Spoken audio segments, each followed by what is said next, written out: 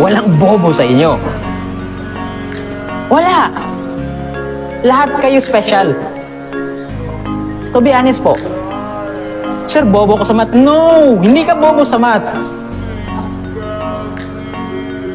Kasi ang kulang sa inyo, hindi naman talaga talino. Ang kulang sa inyo, ito. Pero sa taas dyan, mayroon pa. Hindi kayo bobo. Kulang lang talaga kayo ng motivation kung bakit dapat gawin nyo to. Pero ilang pustahan pa, kung sakali na magsamat kayo, sabihin ng tatay nyo, okay, pag nakakuha ka ng 80 sa math, meron kang 5,000. Anong gagawin mo? Di ba gagawa ka ng paraan para makuha mo yung 80 na grade na sinasabi?